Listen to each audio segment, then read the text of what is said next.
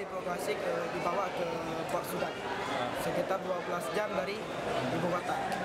Selanjutnya, Syedara Lun, sebanyak 17 mahasiswa yang dievakuasi dari Sudan tiba di Bandara Sultan Iskandar Muda pada Selasa 2 Mei 2023. Mahasiswa yang dipulangkan oleh pemerintah Aceh melalui Badan Penghubung di Jakarta bersama dengan Dinas Sosial Aceh ini tergabung dalam kelompok terbang atau Kloter 2. Sebelumnya pada Senin kemarin, pemerintah Aceh telah memulangkan sebanyak 26 mahasiswa yang tergabung dalam kloter pertama, sementara masih ada satu kloter lagi yang akan tiba di Aceh. Untuk diketahui, mahasiswa dari Sudan keseluruhannya sekitar 57 orang, sedangkan mahasiswa Aceh di kloter 2 berjumlah 21 orang. Hanya saja 3 diantaranya memilih untuk tidak diberangkatkan karena ada keluarga di Jakarta.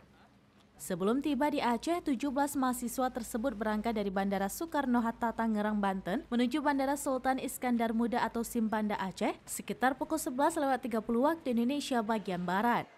Sampai di Bandara Sultan Iskandar Muda, mereka langsung disambut oleh Dinas Sosial Provinsi Aceh selaku dinas yang ikut menangani kepulangan para mahasiswa dan keluarganya. dibawa ke Port Sudan sekitar 12 jam dari ibu kota. Selanjutnya dievakuasi ke Jeddah, ada yang melalui kapal dan juga ada yang melalui pesawat. Selanjutnya kami dievakuasi ke Jakarta. Semuanya peserta evakuasi ditampung di asrama haji dan dijemput oleh pemerintah Aceh dari setiap daerah masing-masing. Dari Aceh Besar, Henry, Serambines.com.